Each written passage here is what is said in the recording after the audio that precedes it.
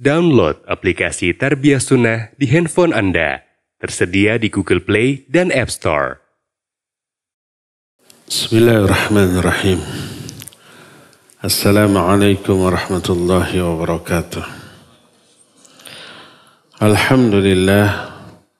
Wassalatu wassalamu ala Rasulillah Muhammad ibn Abdillah wa ala alihi wa ashabihi wa mawalah wa man tabi'ahum bi ihsanin ila yaumil qiyamah. Wa ba'd. Hadirin jamaah Masjid An-Nafi' Dago yang Allah muliakan. Alhamdulillah kembali kita berjumpa melanjutkan kajian tentang fiqih Al-Asma'ul Husna. Pertemuan yang lalu kita sudah membahas nama Allah Al-Ali, Al-A'la dan Al-Muta'al, artinya Allah yang maha tinggi. Kita teruskan ke nama Allah yang lain Al-Kabir dan Al-Azim. Al-Kabir maknanya mencakup Al-Azim, tapi tidak sinonim. Al-Kabir ablagh, lebih mencakup daripada Al-Azim. Dua nama ini Allah terangkan dalam Al-Quran. Di antaranya surah Luqman 30. Dzalika bi anna Allaha huwal haqq wa anna ma yad'una min dunihi al-batil wa anna Allaha huwal aliyyul kabir. Yang demikian itu karena Allah lah yang haqq. Dan apa yang mereka sembah selain Allah adalah batil. Dan sungguhnya Allah maha ali dan maha kabir. Maha tinggi dan maha besar. Dalam surah Ghafir 12, fal hukmu lillahil aliyil kabir. Seluruh hukum adalah milik Allah yang maha tinggi dan al-kabir, yang maha besar. Itu dua di antara banyak ayat yang menjelaskan bahwa Allah Al-Kabir. Al-Azim dijelaskan dalam ayat kursi. Kalimat terakhir wa huwal aliyul azim. Kalimat terakhir dari ayat kursi dan dia maha tinggi dan maha azim. Dalam surah Al-Haqqah ayat 52, fasabbih bismi rabbikal azim. Maka sucikanlah nama Rabbmu yang maha agung. Dan banyak lagi yang lain-lain. Ayat-ayat lain yang menjelaskan bahwa Allah kabir dan azim. Apa makna al-kabir dan al-azim? Ay alladhi lahul kibriya' na'tan wal-'azamah wasfan. Al-Kabir dan Al-Azim adalah zat yang memiliki kebesaran yang berupa na'at. Na'at itu sifat yang melekat secara zati dan Al-Azamah sebagai sifat. Sifat itu menyangkut perbuatannya. Zatnya dan perbuatan Allah besar dan agung. Dalam salah satu hadis qudsi Allah berfirman, Al-kibriya'u ridai wal-'azamah izari faman naza'ani wahidan minhuma qadhaftuhu finnar. Kebesaran adalah selendangku. Keagungan adalah sarungku. Siapa yang menyaingi aku dalam hal salah satu di antara kedua itu, aku akan campakkan orang itu ke dalam neraka. Selendang itu dipakainya di mana? Di atas, menutupi bahu. Adapun sarung dipakainya di bawah. Mana yang lebih mulia? selendang apa sarung selendang. Siapa yang menyaingi aku dalam salah satu di antara dua hal itu, aku campakkan dia ke dalam api neraka. Hadis ini sanadnya hasan dari Abu Hurairah radhiyallahu an, diriwayatkan oleh Imam Ahmad dan juga Imam Abu Daud. Makna yang terkandung di dalam al-kibriya dan al-azamah ada dua jenis. Pertama, yarji'u ila sifatihi subhanah, kembali kepada sifat Allah subhanahu wa ta'ala. Maknanya adalah anna lahu jami'a ma'anil azamah wal jalal kal quwwati wal izzah wa kamalil qudrah wa sa'atil ilmi wa kamalil majad wa ghairihima min awsafil azamah wal kibriya. Maknanya adalah Allah memiliki seluruh makna yang terkandung di dalam keagungan dan kemuliaan. Seluruh makna yang terkandung dalam keagungan dan kemuliaan itu sudah tercakup dalam sifat kibriya dan azamah. Contohnya apa? Seperti kekuatan, kegagahan, kesempurnaan kekuasaan, keluasan ilmu, sempurnanya kemuliaan, dan sifat-sifat lain yang menjadi sifat-sifat keagungan dan kebesaran. Sesuatu disebut agung dan disebut besar kalau dia itu kuat, kalau dia itu gagah, kalau memiliki kekuasaan yang sempurna, memiliki ilmu yang sangat luas. Nah, itu semuanya yang menjadi penyebab sesuatu itu disebut besar dan agung. Kalau disebut agung atau besar tapi lemah, nggak layak. Disebut agung dan besar tapi bodoh, ilmunya terbatas, nggak agung, tidak besar.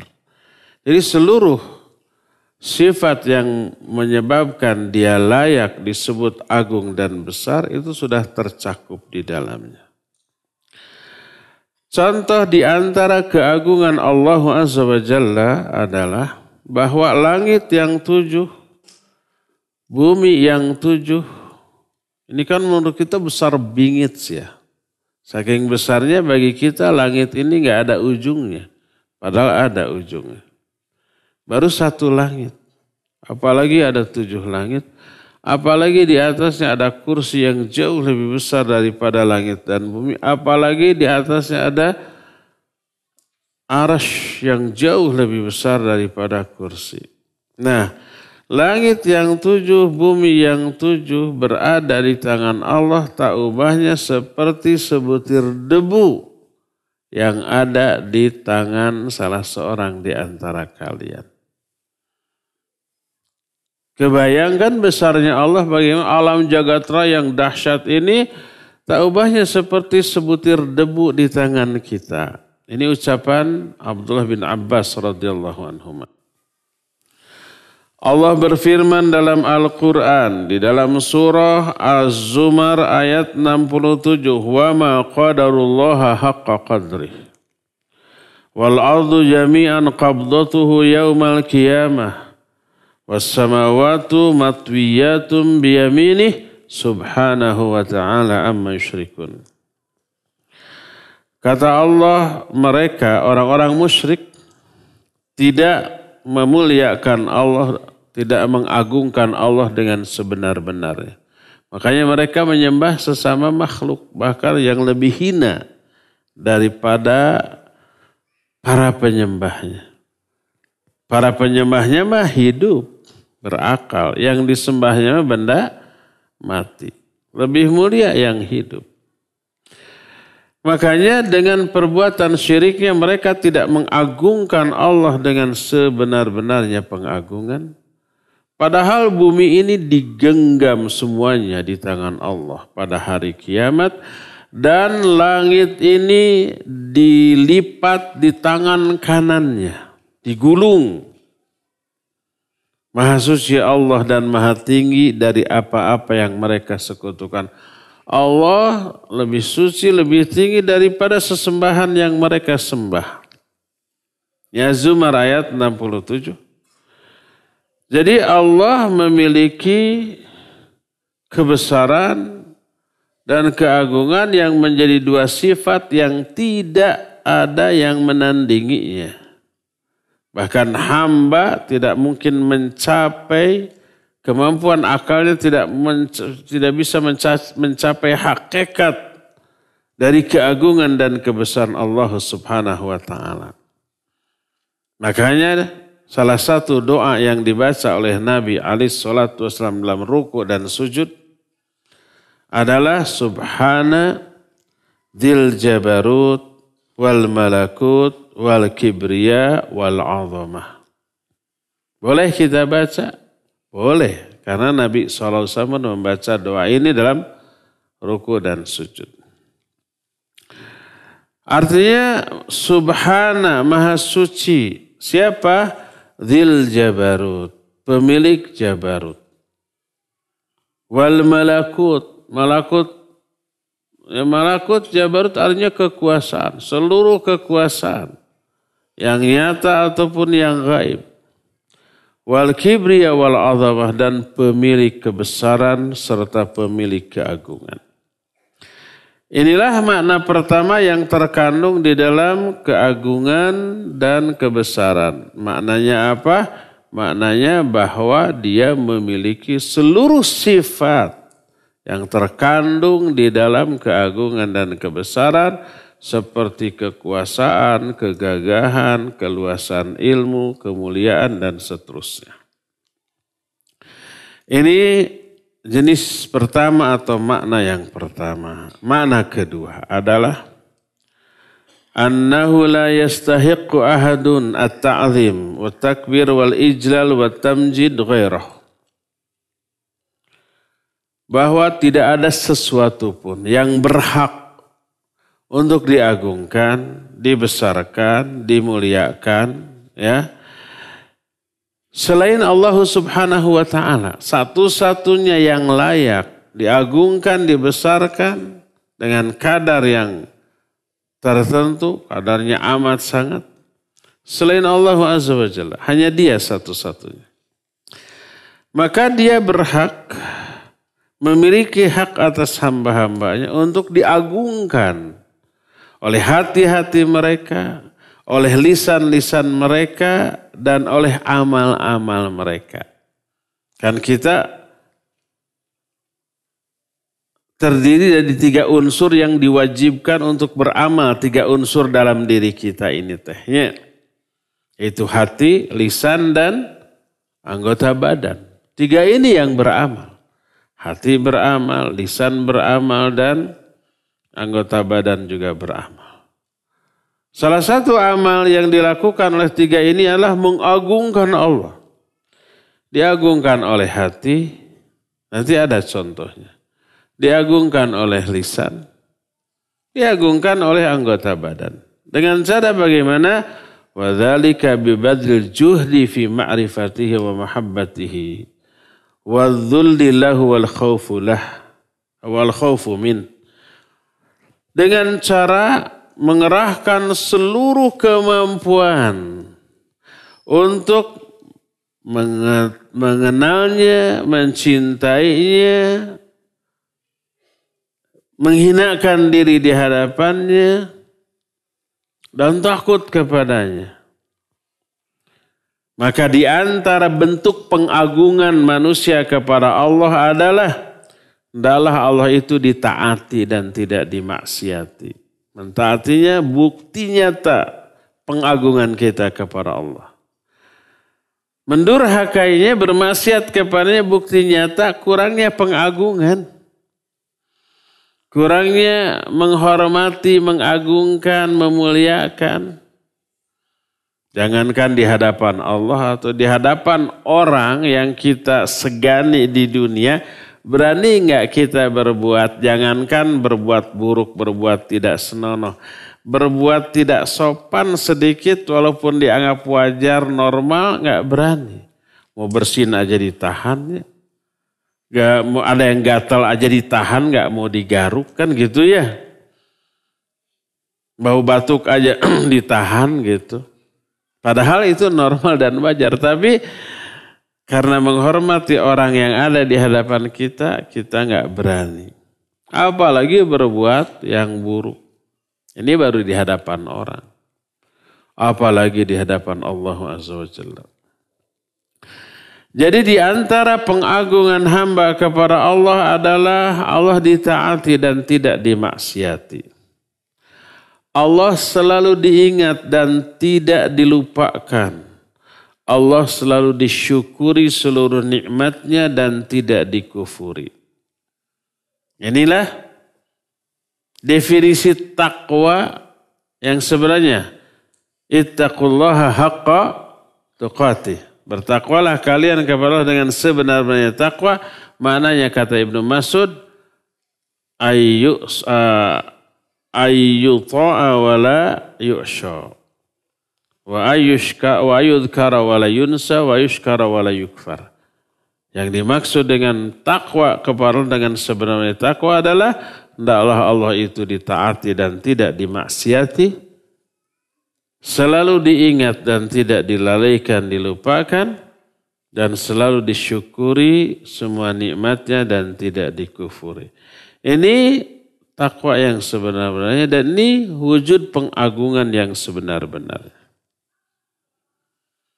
Dan di antara pengagungan dan pemuliaan kepada Allah adalah hendaklah tunduk dan patuh kepada semua perintahnya, syariatnya dan hukum-hukumnya, tidak mengkritik, tidak menganggap kurang terhadap segala sesuatu yang Allah ciptakan atau segala sesuatu yang Allah syariatkan. Semua ciptaan Allah sempurna, semua syariat Allah adalah juga sempurna. Tak ada yang salah, tak ada yang kurang dari dua hal tadi. Termasuk wa min ta'zimihi ta'zimu ma'azzamahu wa ihtaramahu min zamanin wa makanin wa askhasin wa amalin. Di antara bentuk pengagungan kepada Allah adalah mengagungkan apa yang Allah agungkan. Menghormati apa yang Allah hormati, baik itu berupa waktu, tempat, atau pribadi atau amalan.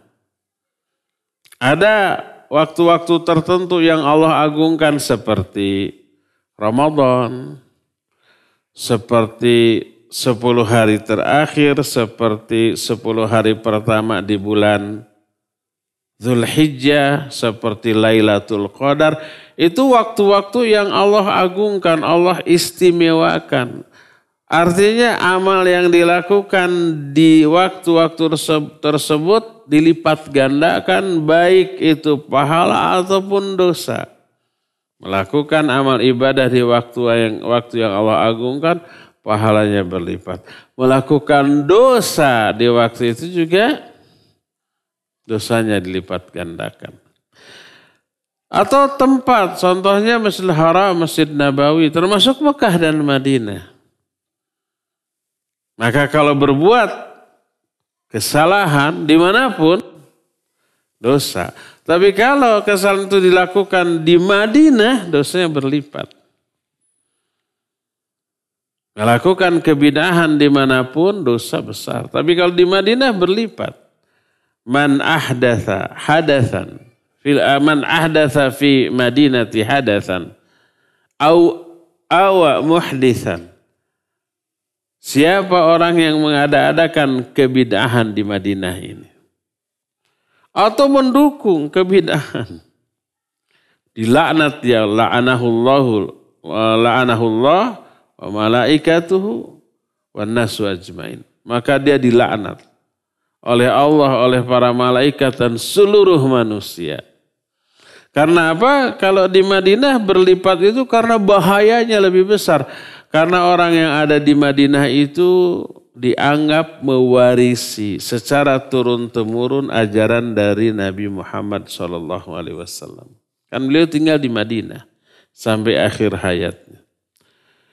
Otomatis penduduk Madinah mengetahui secara pasti amal-amal Nabi SAW. Terus terwariskan secara turun-temurun sehingga apa yang dilakukan oleh orang penduduk Madinah dianggap bagian dari syariat Islam. Makanya pas ada orang yang mengada-adakan satu kebidahan, oh ini lebih berbahaya daripada yang lain. Makanya dosanya berlipat. Contoh pribadi umpamanya para nabi, para rasul, orang-orang saleh, para wali Allah itu agung dan terhormat mulia di mata Allah. Termasuk amal, seluruh ibadah dan amal saleh agung. Maka agungkan mereka, muliakan mereka. Memuliakan tempat, memuliakan waktu, memuliakan pribadi-pribadi yang Allah muliakan dan memuliakan amalan. Nah, ibadah ini ruhnya adalah pengagungan kepada Al-Bari. Al-Bari itu Allah, Maha Pencipta. Membesarkan Allah di dalam apa? Di dalam ibadah yang dilakukannya. Ketika kita sholat, di dalam diri kita ada pengagungan kepada Allah Azza wa Jalla, maka hal itu akan mendorong dia untuk lebih fokus, lebih ikhlas, lebih khusyuk. Kalau di dalamnya ada pengagungan, makna Allahu Akbar itu selain Allah kecil. Makna Allahu Akbar itu Allah yang terpenting, selain Allah urusan dunia ini enggak penting untuk difikirkan. Makanya tidaklah heran apabila disyariatkan takbir di dalam sholat. Di awal sholat takbir, ketika perpindahan gerakan itu takbir. Hendaklah setiap hamba ketika mengucapkannya dibarengi dengan kehadiran hati. Hati juga ikut. Dan hanya mulut Allahu Akbar, tapi hatinya merendahkan atau mengecilkan Allah. Dengan cara lebih memikirkan yang lain daripada Allah di dalam sholatnya.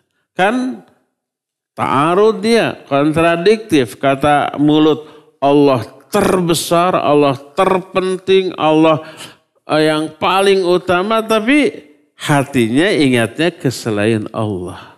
Mulutnya menyatakan Allahu Akbar, hatinya lebih mementingkan yang lain. Kontradiktif antara ucapan dan sikap hati. Maka ketika mengucapkan takbir, hadirkan itu keagungan dan kebesaran Allah dalam hati.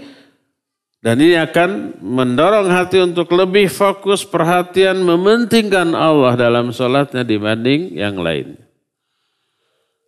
Jadi takbir di dalam gerakan-gerakan sholat seolah-olah pengingat. Jangan pikirkan yang lain, fokus kepada Allah. Ketika kita berdiri takbir Allahu Akbar, langsung keagungan Allah, kebesaran Allah hadir dalam hati, lalu langsung kita fokus. Kalau Allah terbesar, Allah teragung, maknanya Allah terpenting. Allah terprioritas. Maka fokus, baca iftitah, baca Al-Fatihah, baca surat. Mungkin ketika membaca hatinya sudah mulai melirik-lirik selain Allah kan? Pas ruku diingatkan lagi, Allahu Akbar, Allah yang terpenting lagi. Ketika rukunya fokus lagi kepada Allah. Begitu seterusnya. Ini salah satu hikmah. Kenapa zikir perpindahan gerakan dalam sholat adalah takbir, bukan tahlil, bukan tasbih, bukan tahmid, bukan yang lain-lain. Karena untuk mengingatkan kita Allah prioritas loh dalam sholat minimalnya. Dan nanti berdampak memprioritaskan Allah di luar sholat juga.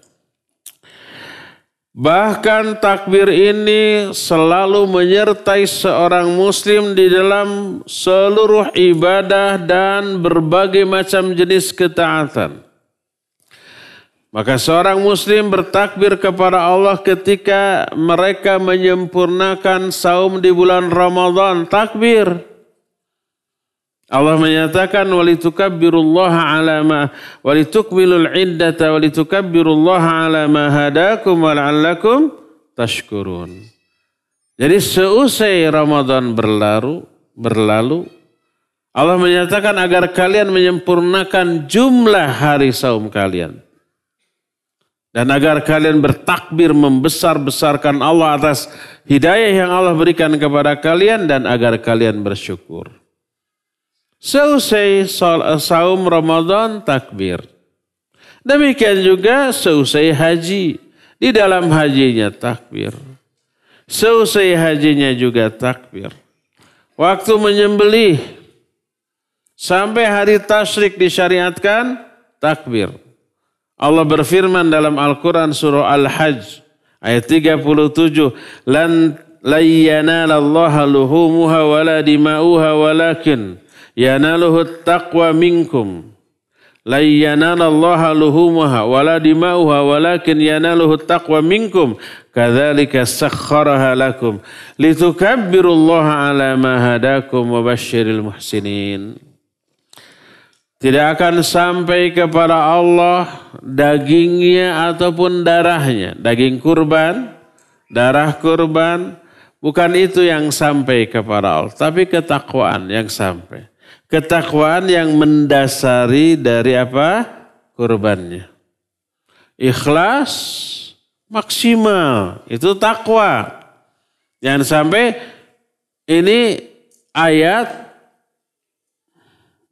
diwujudkan, diamalkan, diaplikasikan untuk mendukung sifat pelit yang dimilikinya.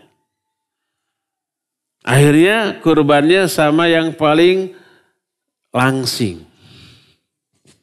paling murah. Diomongin orang, masa kurban segini? Yang sampai itu bukan kambingnya loh. Yang sampai kepada Allah bukan dagingnya, bukan darah, tapi ketakwaan.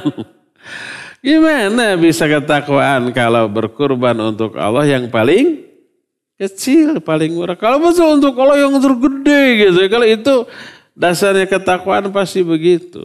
Nabi SAW puluhan ekor unta ketika berkurban. Yang satunya gede-gede, gemuk-gemuk, jumlahnya juga banyak. Itu tuh bukti ketakwaan ketika berkurban. Jadi kalau takwa pasti yang tergede, termaksimal. Dari budget yang dimiliki, dari kemampuan yang dimilikinya. Kata Allah tidak akan sampai kepada dagingnya atau darahnya. Yang sampai itu takwa di antara kalian. Demikianlah Allah menundukkan hewan-hewan itu bagi kalian. Agar kalian membesar-besarkan Allah. Mengagung-agungkan Allah atas hidayah yang Allah berikan kepada kalian. Dan wabasyiril muhsinin. Berikan kabar gembira kepada orang-orang yang berbuat kebaikan. Maka dengan penjelasan tadi jelaslah kedudukan takbir dan kemuliaan takbir dalam syariat Islam di dalam agama ini. Makna takbir adalah Allah dalam pandangan seorang hamba lebih besar dari segala sesuatu. Sebagaimana perkataan Nabi Ali sallallahu alaihi wasallam kepada seorang yang mantan Nasrani, namanya Adi bin Hatim. Jadi sebelum dia masuk Islam oleh Nabi sallallahu alaihi wasallam digiring tuh opininya, akalnya, pola fikirnya. Kata Nabi Ali sallallahu alaihi wasallam, "Ma yufirruka an taqula la ilaha illallah, fa hal ta'lamu min ilahin siwallah?" Apa sih yang membuat kamu lari menghindar untuk mengatakan la ilaha illallah? Apakah kamu mengetahui ada ilah atau sesembahan lain selain Allah? Oleh Adi dijawab, lah, tidak ada sembahan yang lain selain Allah. Kemudian beliau berbicara lagi beberapa saat. Lalu nanya lagi, innama tufirru an taqula Allahu akbar wa ta'lamu syai'an akbaru minallah. Oh, apakah kamu tidak mau mengatakan la ilaha illallah itu karena kamu menghindari untuk mengatakan Allahu akbar? Apakah kamu tahu ada sesuatu yang lebih besar daripada Allah? Dia menjawab tidak. Tidak ada yang lebih besar daripada Allah. Tidak ada sembahan lain selain Allah. Akhirnya apa yang terjadi? Dia kemudian masuk Islam dan bersyahadat. Dari penjelasan tadi jelaslah makna Allahu Akbar. Maknanya Allah lebih besar dari segala sesuatu. Tidak ada sesuatu yang lebih besar, lebih agung daripada Allah Azza wa Jalla. Oleh karena itu dikatakan bahwa lafaz bahasa Arab yang paling dahsyat, paling agung ketika menjelaskan pengagungan dan pemuliaan adalah Allahu Akbar. Lafaz yang paling tepat untuk mengungkapkan pengagungan dan pemuliaan kepada Allah adalah Allahu Akbar. Maknanya sifhu bi annahu akbar min kulli syai. Sifatkan, tetapkan di dalam hatimu sifat Allah bahwa Allah lebih besar dari segala sesuatu. Wa'taqid annahu akbar min kulli syai, dan yakini Allah adalah yang lebih besar dari segala sesuatu. Besar secara zat, ya. Sampai alam jagat raya yang dahsyatnya luar biasa ini hanya taubahnya seperti sebutir debu di tangan Allah Azza wa Jalla. Kalau alam jagat raya yang besar seperti ini hanya sebutir debu, bisa nggak dibayangkan bagaimana besarnya Allah Azza wa Jalla secara zat. Belum lagi nanti secara sifat. Makanya satu-satunya yang layak diagungkan hanyalah Allah. Sudah diterangkan tadi bahwa at-takbir maknanya at-ta'zim. Takbir membesarkan artinya mengagungkan. Tapi tidak sinonim. Lalu kalau tidak sinonim apa? Karena takbir lebih sempurna daripada ta'zim. Kebesaran Allah lebih sempurna daripada keagungan Allah. Karena apa? Karena kalau besar mencakup makna agung, tapi agung tidak mencakup makna besar. Oleh karena itu berkata Syekhul Islam Ibn Taimiyah rahimahullah dalam Majmu' Fatawanya, wa fi qawlihi Allahu Akbar itsbatu 'azamatihi. Fa innal kibriya tatadammanul 'azamah walakin al kibriya akmal. Dalam ucapan Allahu Akbar terkandung penetapan keagungan Allah. Tapi kebesaran Allah sudah mencakup keagungan Allah, tapi kebesaran Allah lebih sempurna daripada keagungan. Oleh karena itu dalam salah satu atau beberapa lafaz yang disyariatkan dalam azan dan sholat adalah Allahu Akbar, bukan Allahu A'zam. Karena Allahu Akbar lebih sempurna daripada Allahu A'zam. Allahu A'zam adalah Allah yang teragung. Allahu Akbar, Allah terbesar. Allah terbesar lebih sempurna daripada Allah teragung. Sebagaimana dikatakan dalam hadis kursi tadi. Firman Allah, Al-kibriya uridai wal azamatu izari faman naza'ani wahida minhuma azabtuhu. Al-kibriya, kebesaran adalah selendangku. Keagungan adalah sarungku. Siapa yang menandingi aku dalam salah satu di antara keduanya, aku akan azab dia. Allah menjadikan keagungan sebagai sarung dan kebesaran sebagai selendang, dan maklum bahwa rida selendang lebih mulia daripada sarung. Maka takbir lebih sempurna daripada ta'zim. Karena setiap takbir mencakup makna ta'zim dan tidak sebaliknya. Dari sinilah ada satu perkara yang harus diperhatikan dan tidak boleh dilalaikan. Apakah itu? Yaitu bahwa seorang muslim kalau dia meyakini, dia mengimani bahwa Allah lebih besar dari segala sesuatu, bahwa segala sesuatu sebesar apapun dia tetap kecil di samping kebesaran dan keagungan Allah. Para malaikat itu hebat. Aras saja dipikul oleh malaikat.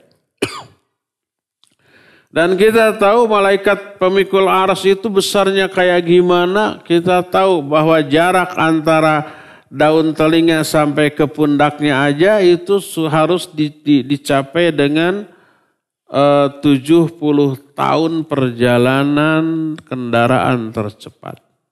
Gimana gedenya itu? Malaikat pemikul aras. Segede apapun makhluk, termasuk aras makhluk yang terbesar dan tertinggi, itu sangat kecil dibanding kebesaran dan keagungan Allah. Siapa yang meyakini dan beriman bahwa Allah lebih besar dari segala sesuatu, dia pun akan mengetahui. Dengan pengetahuan yang yakin bahwa kebesaran Allah Azza wa Jalla dan keagungan Allah, kesempurnaannya, keindahannya dan seluruh nikmat-nikmat seluruh sifat-sifat yang Allah miliki adalah perkara yang tidak mungkin dicapai oleh akal manusia, difahami oleh pemikiran mereka, tidak mungkin terjangkau oleh pandangan dan pikiran mereka karena Allah lebih agung, lebih besar dari semua yang bisa difikirkan oleh manusia.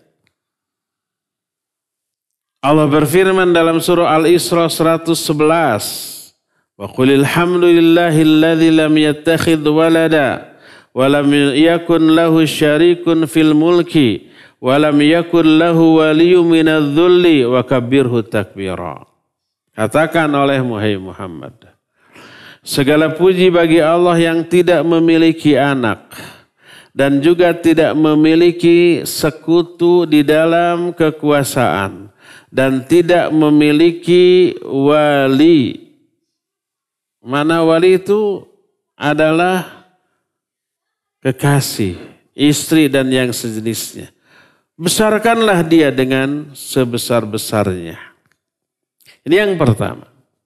Jadi yang harus diperhatikan dan tidak boleh diabaikan bahwa keagungan Allah, kebesaran Allah tidak mungkin terjangkau oleh akal manusia. Karena kelemahan, kemampuan akal kita untuk memahaminya dan menjangkaunya. Kedua adalah siapa yang mengetahui isi kandungan dua sifat ini, Al-Kabir dan Al-Azim, dia akan merendah di hadapan Allah. Dia akan menghinakan diri di hadapan Allah. Dia akan menunjukkan seluruh jenis ibadah hanya kepada Allah Subhanahu wa ta'ala. Dia akan meyakini bahwa Allah adalah yang berhak untuk menerima seluruh jenis peribadatan itu dan tak ada sesuatu pun yang seperti itu. Dia pun akan mengetahui bahwa semua orang yang musyrik itu menyembah Allah, tapi juga menyembah selain Allah. Ke Allah nyembah, kepada selain Allah juga nyembah. Semua orang musyrik berarti tidak mengagungkan Allah dengan sebenar-benarnya pengagungan. Malah merendahkan Allah. Allah disembah, tapi yang lain juga disembah. Menyembah yang lain berarti merendahkan Allah Subhanahu wa ta'ala. Dia tidak mengagungkan Allah dengan sebenar-benarnya. Sebagaimana firman Allah, "Wa ma qadarullaha haqqa qadri." Orang musyrik itu tidak mengagungkan Allah dengan sebenar-benarnya pengagungan. Padahal bumi ini di genggaman Allah pada hari kiamat. Dan langit digulung pada tangan kanannya. Maha suci Allah dan maha tinggi dari apapun yang mereka sekutukan. Juga di dalam surah Nuh ayat 13 sampai 20 Allah menyatakan malakum la tarjuna lillahi waqara wa qad khalaqakum atwara. Lihat, alam tarau kaifa khalaqallahu sab'a samawatin tibaqa wa ja'ala al-qamara fihinna nura wa ja'ala asy-syamsa siraja wallahu ambatakum minal ardi nabata thumma yu'idukum fiha wa yukhrijukum ikhraja wallahu ja'ala lakumul arda bisata litasluku minha subulan fijaja. Ini semua menunjukkan kebesaran Allah, kekuasaan Allah, ya. Coba. Alam tarau kaifa khalaqallahu sab'a samawatin tibaqa? Tidakkah mereka kalian memperhatikan bagaimana Allah menciptakan 7 langit yang berlapis-lapis? Dan Allah telah menjadikan bulan yang di dalamnya ada cahaya dan matahari yang bersinar terang benderang. Dan Allah lah yang telah menumbuhkan kalian dari tanah dengan sebenar-benarnya. Lalu Allah mengembalikan kalian kepada tanah lalu mengeluarkan kembali untuk kali yang lainnya. Nah, ini semuanya menunjukkan apa? Kekuasaan Allah yang menjadi bukti nyata dari kebesaran Allah dan juga keagungan Allah Subhanahu wa ta'ala. Maka Maha Suci Allah, di mana sih akal orang-orang musyrik? Ketika mereka itu menunjukkan kerendahan hati mereka, ketundukan mereka, ketaatan mereka, harapan mereka, rasa takut mereka, rasa keinginan mereka, cinta mereka, ya, ditujukan kepada makhluk yang hina. Ditujukan kepada batu, patung, kayu, atau makhluk besar. Sebesar-sebesarnya makhluk tetap hina. Seperti makhluk besar itu matahari, bulan, bintang, kan ada yang menyembah, ya. Mereka itu makhluk yang hina, mereka itu makhluk yang rendah, yang tidak memiliki kemampuan untuk memberi manfaat atau untuk menolak madarat dari diri sendiri, apalagi dari diri yang lain. Coba. Umpamanya pohon yang disembah, patung yang disembah, kita getok, kita hina, kita gampleng. Apa bisa menolak? Umpama pas digampleng, nyingcet gitu? Tidak bisa.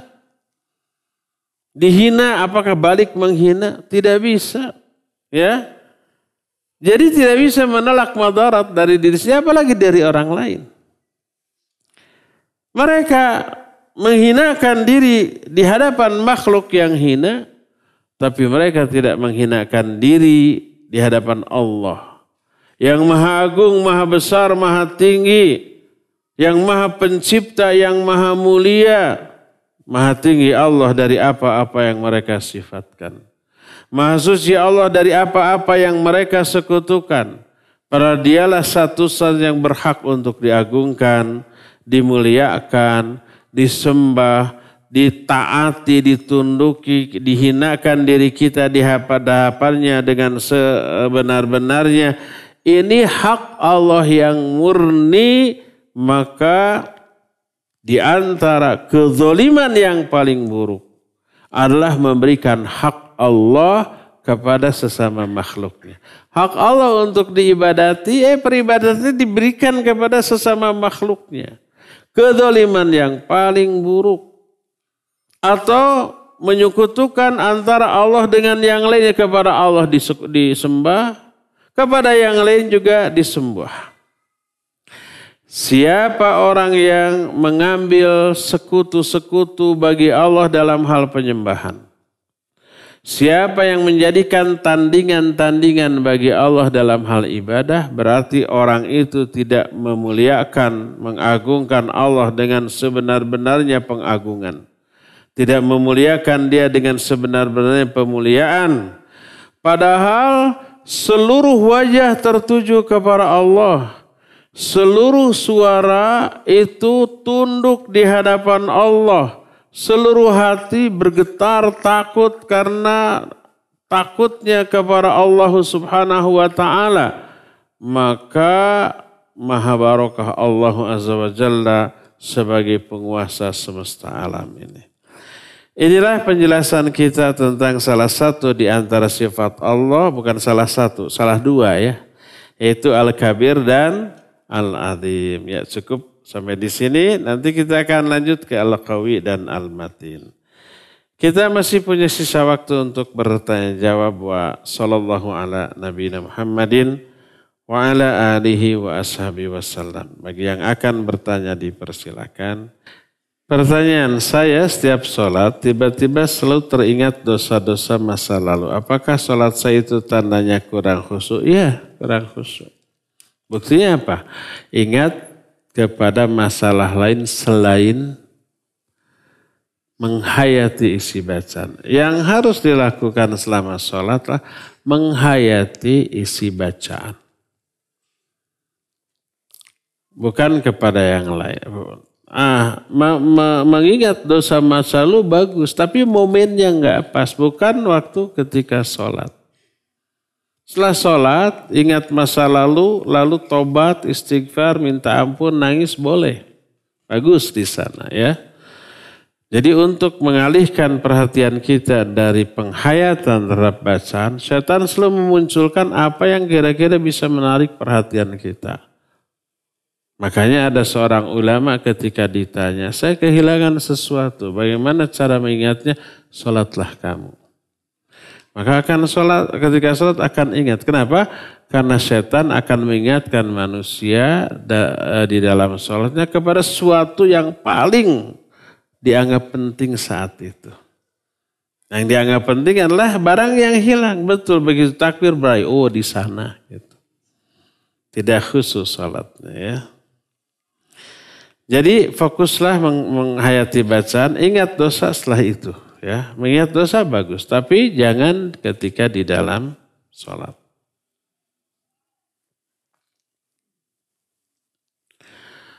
Bila seorang menghafal ayat Quran, boleh nggak ayat itu diamalkan di dalam sholat walaupun yang dihafal baru sedikit? Maksudnya dibaca. Boleh, bagus ya.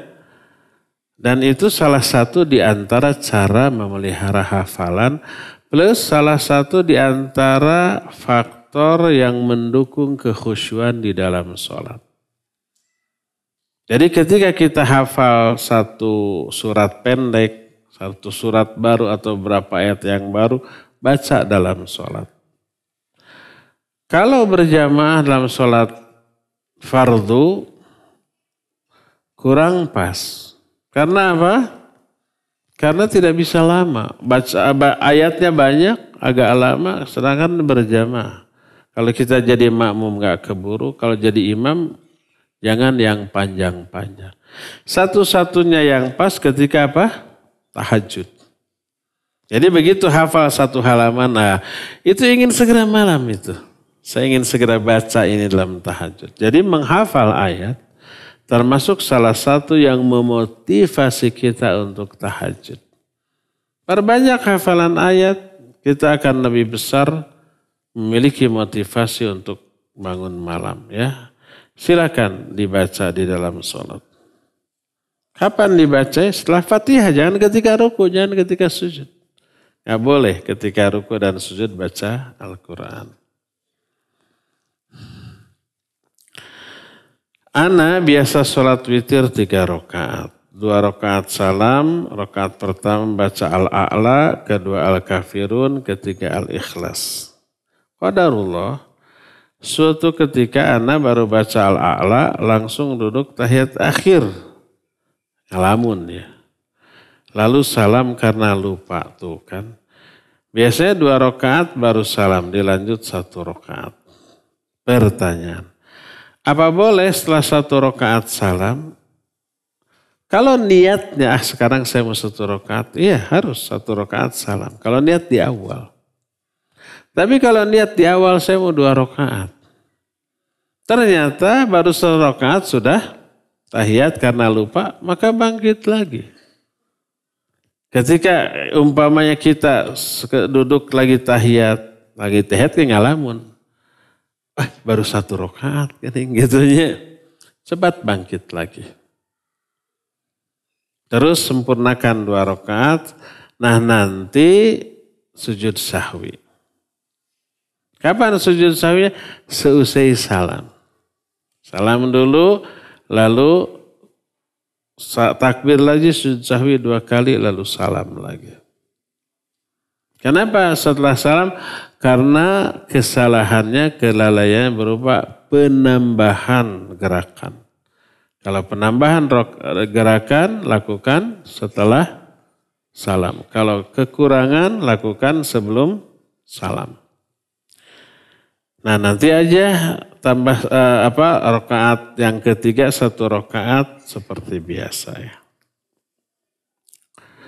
Apakah boleh setelah 1 rakaat salam? Jadi kalau ingatnya ketika tahiyat cepat berdiri lagi. Tambah 1 rakaat lagi nanti sujud sahwi. Kecuali kalau assalamualaikum, assalamualaikum, lo ngalamun rasa-rasaan mangan hiji gitunya. Nah, ya sudah tambah lagi 1 rakaat. Ya. Setelah salam nggak apa-apa, takbir lagi, lalu tambah 1 rakaat, salam, lalu nanti sujud sahwi 2 rakaat, 2 kali.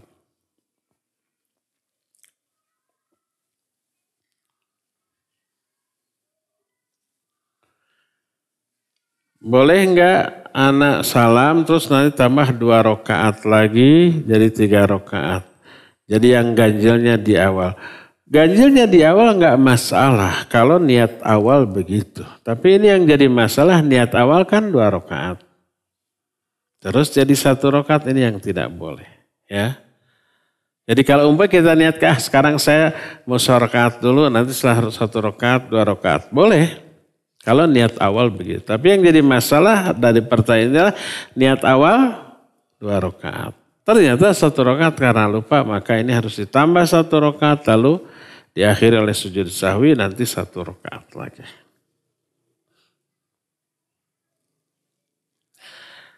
Kalau kita kajian seperti di An-Nafi, kalau akhwat bagian teras, apa harus sholat tahiyatul masjid juga? Kalau di dalam masih ada tempat kosong, maka harus masuk ke dalam dan sholat di dalam masjid, tahiyat masjid. Kecuali kalau di dalam sudah penuh atau di dalam dikuasai, didominasi, dimonopoli oleh ikhwan. Akhwat dilarang keras masuk.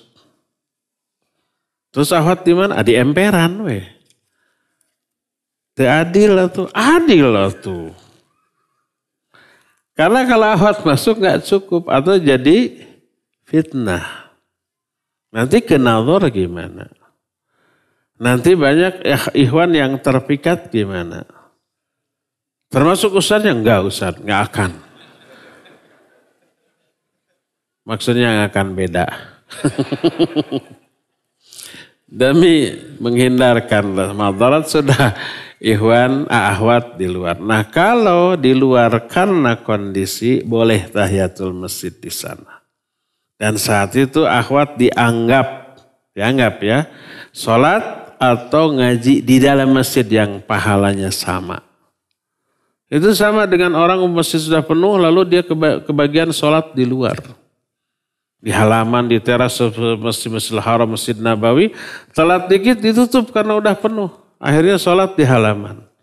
Bahkan di jalan. Bahkan di jalannya bukan semeter 2 meter, 1 kilo, 2 kilo. Jauhnya dari masjid. Karena penuh. Maka dianggap pahalanya sama dengan sholat di masjid. Walaupun di luar. Kenapa? Karena sudah tidak mampu lagi masuk. Yang tidak boleh di dalam masjid kosong sudah bikin soft di luar. Nah ini tetap dianggap di luar masjid sholatnya. Pahalanya juga beda. Nah ini kalau di Masjid Nabawi ya. Kalau di bulan-bulan yang gak begitu penuh. Pas kita adzan baru keluar hotel. Itu di luar halaman Masjid Nabawi itu sudah penuh dengan saf. Banyak orang tertipu, wah akhirnya ikut di sana. Padahal ke dalam itu kosong. Terus saja ke dalam masih kosong ya. Makanya berupayalah kita sedepan mungkin mendapatkan soft. Kalau di dalam, di belakang masih kosong terus, pasti di sana ada yang kosong lagi ya. Beda dengan Masjidil Haram, biasanya pintunya sudah ditutup, kadang-kadang halamannya juga ditutup, kadang-kadang halaman di teras itu dari jalan mau ke teras halaman masjid juga sudah ditutup kalau betul-betul sudah penuh. Udah taat saja, jangan ngelawan ke petugas. Atau nekat loncat dikejar kemana juga sok. Ya.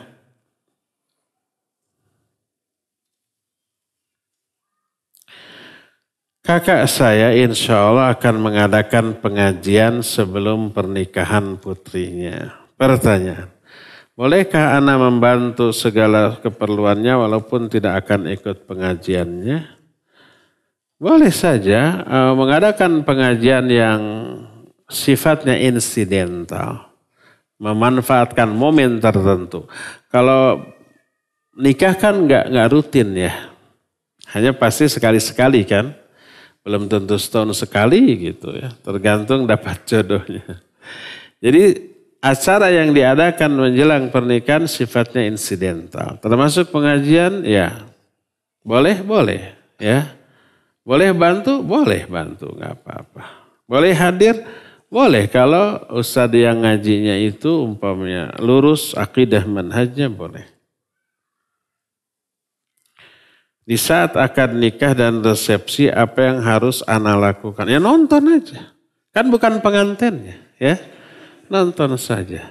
Nggak mau nonton kabita, bisnis syirik, ya silakan agak menjauh. Terserah.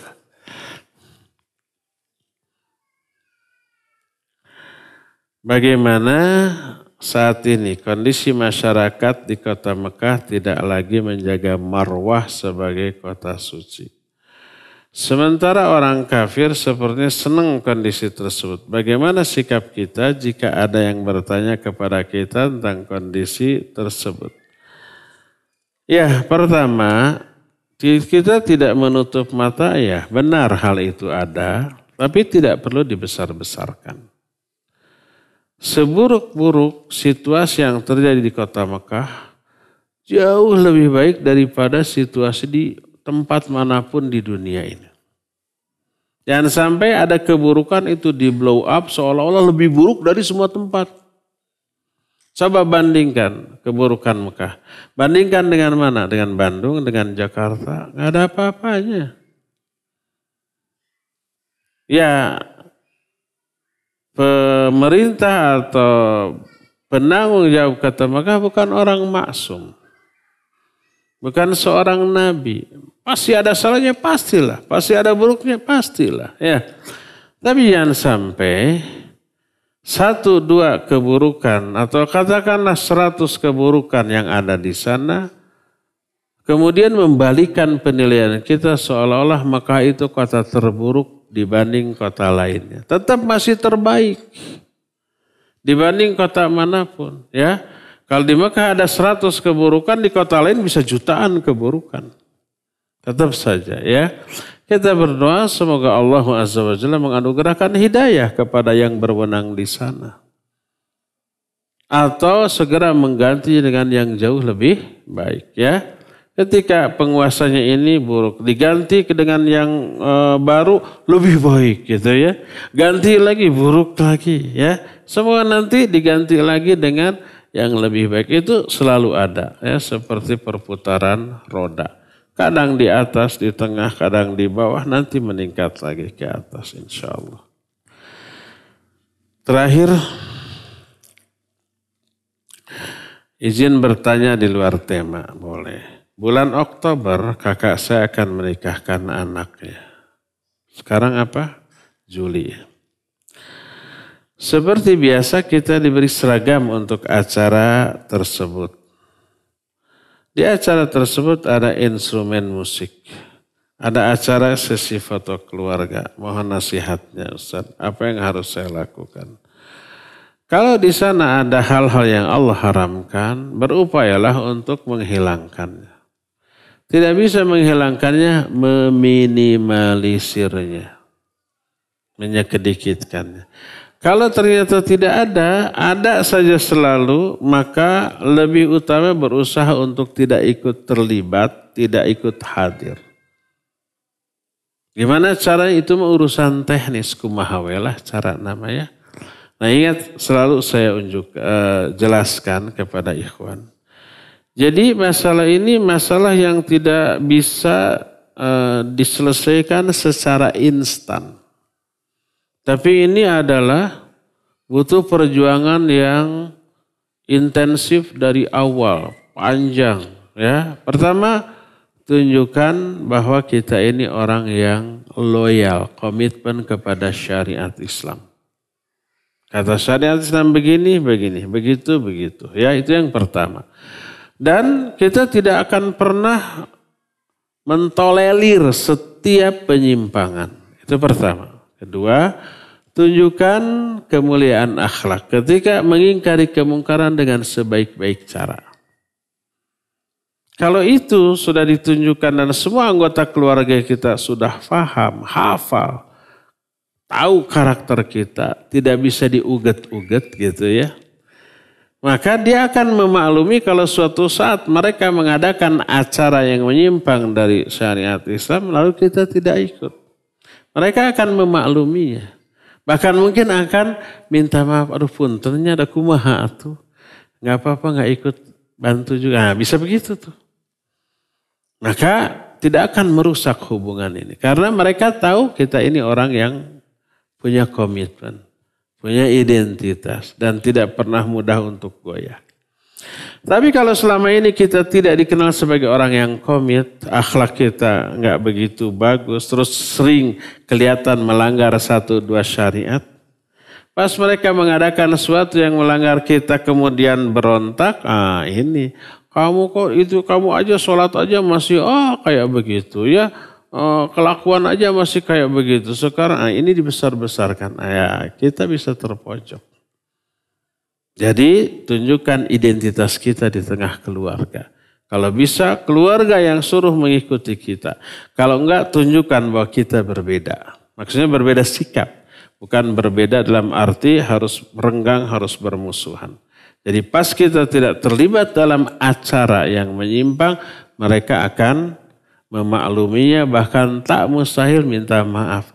Duh punten ya maaf ya, ini mah keinginan inilah kita masih awam gitu. Nah mereka yang minta maaf ke kita, bukan kita yang minta maaf ke mereka ya.